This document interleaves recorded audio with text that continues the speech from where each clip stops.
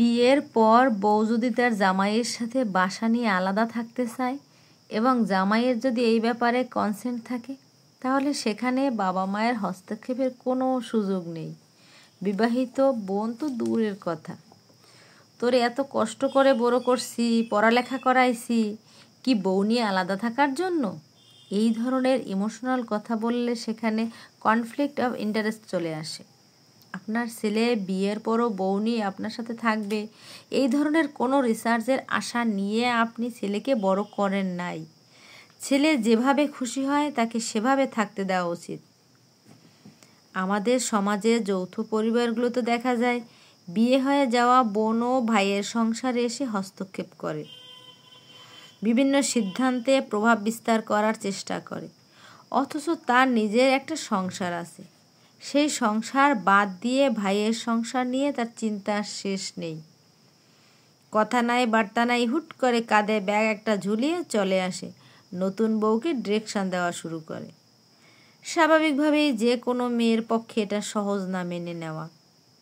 শাশুড়ি যদি এই অযাচিত হস্তক্ষেপ বন্ধ করতে না পারে, কোনো মেয়ে এই ধরনের পরিবারে থাকতে চাইবে না।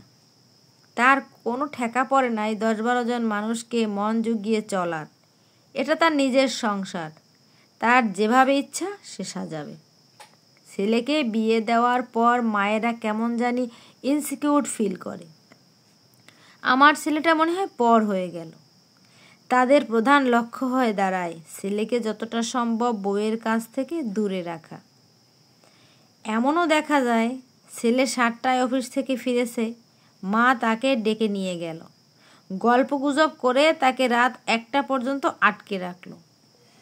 যে মেয়েটার নতুন বিয়ে হয়েছে সে যখন তার প্রিয় মানুষটাকে কাছে পাবে না, তার শখ আহ্লাদ শেয়ার করতে পারবে না, সে যখন রিয়েলাইজ করবে তার প্রিয় মানুষটার কাছে তার কেমন কোনো প্রায়োরিটিই নাই, স্বাভাবিকভাবেই সে এই সংসারে থাকতে চাইবে না।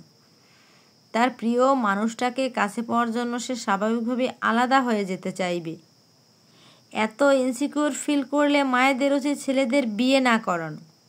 বিয়ে হয়ে যাওয়া বড় মেয়ে যখন ছেলের সংসারের সিদ্ধান্ত নেবে, ঠিক করবে কোনটা ভুল কোনটা ঠিক, তাহলে তো আর ছেলেকে বিয়ে দেওয়ার কোনো দরকারই নাই। এই জটিলতার মারপ্যাচে 2টা মানুষের জীবন নষ্ট হয়ে যায়। আপনাদের কিচ্ছু হয় না, আপনারা ঠিকই নিজের সংসারের চাবি আঁচলে গুজে রাখেন। মাঝখান থেকে 2টা জীবন আর একটা লাল নীল স্বপ্নের মৃত্যু হয়ে যায়। আর এটাই হচ্ছে আমাদের সমাজের বাস্তব চিত্র।